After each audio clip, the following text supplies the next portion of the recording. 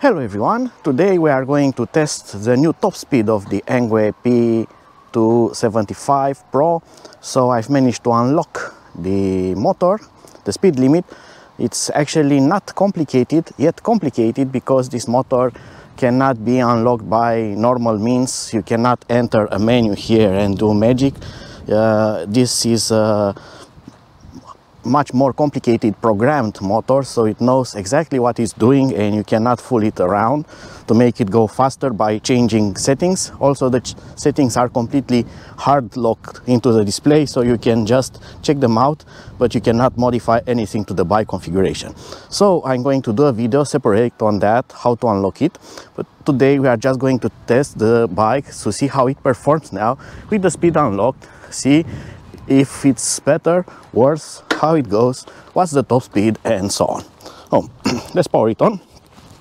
I have here installed the GPS speedometer because we want total accuracy, while the speed here is not going to be correct at all.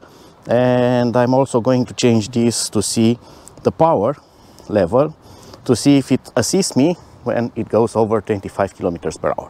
So I'm going to go directly to boost mode, the most powerful assisted mode, and let's turn it on. So I'm already doing over 400 watts of peak power right now, and I already have 20 kilometers per hour, as you can see here on the GPS. And now let's give it all that we can do, but I'm not going to force myself. I'm going to let the bike do most of the work for me.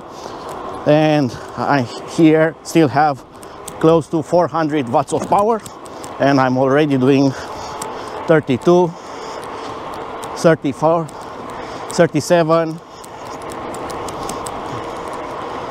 38, 45 kilometers per hour, and I need to brake because I'm running out of road. So we did 45 kilometers per hour. But as you can see, the GPS has some delay, so we are going to turn around and do that again. So let's give it another go. Oh, already 20 kilometers per hour, 26, 29, 30, 35, small jump there. Is still doing over 400 watts of power assisting me, and again I'm doing over 40, but the GPS takes some time until it corrects the speed. And now more about the usage of the bike when it's unlocked. Well, the first gears 1, 2, 3 work as normal. The bike performs the same. It doesn't have a boost in power, although when you are using the boost mode here, you are getting constantly over 400 watts of power when you are putting some effort. So the bike will try to accelerate you and keep up with your pedaling effort, and that's really nice. But if you want to ride this slow, save power, and don't get wasted out pedaling it, you can just run it normally. You don't have to do anything else. The bike will run really nice, and it has enough torque, and with the gears it can go uphill, downhill, even off-road. It is not a bike for off-road, but as you can see, I have no problem going over rough terrain with it. It simply performs really well, and the power is always here displayed. So regardless of the unlocking or not, when you give it power and you want to accelerate, you can see here 400 extra watts of power helping you. And when you settle down, that is going to drop. So you can run this slowly, casually, without any kind of issues being unlocked. It's not going to use the battery faster unless you want to make it faster. The difference is only when you are reaching 25 kilometers per hour. In normal locked mode, the motor will simply stop assisting you, and you are going to feel like you are hitting a wall. So if you want to pedal faster, you are going to take the whole effort of pushing the bike, and you are going to feel that. and it's not very pleasant to try to pedal this at 30 kilometers per hour without having any kind of assistance. But now I can very casually, gently, without getting tired, pedal this at 28, 29, 30 kilometers per hour without actually making too big of an effort. And what is great about this also, if you want to go even slower, save more power and do more exercise, or don't want the bike to do all the effort for you, you can always go into an inferior mode here, and the bike will simply assist you less. So it's going to be harder for you to keep the assisted speed, even reaching 25 kilometers per hour. For example, when you are going uphill in a low assisted mode, you are not going to have enough power. The automatic gearbox will shift down, and it's going to go up to in first gear, and you are going to put more effort and slowly go uphill.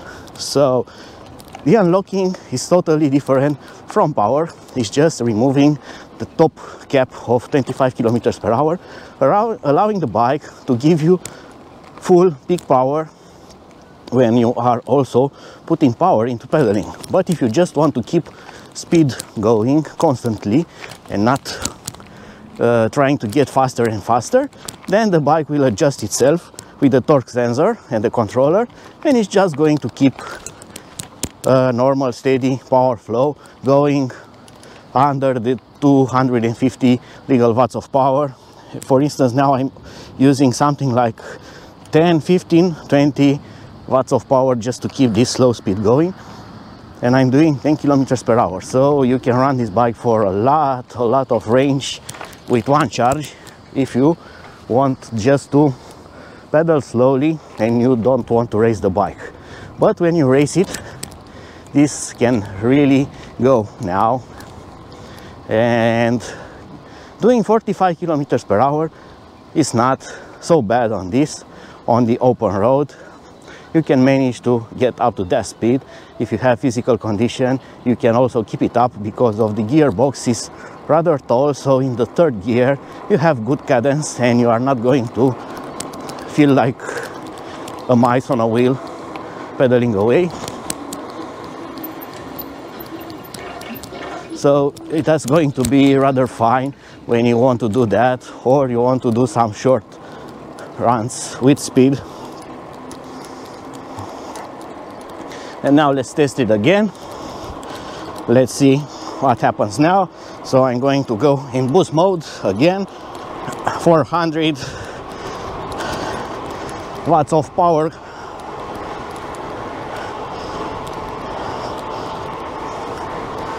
And we are getting some speed,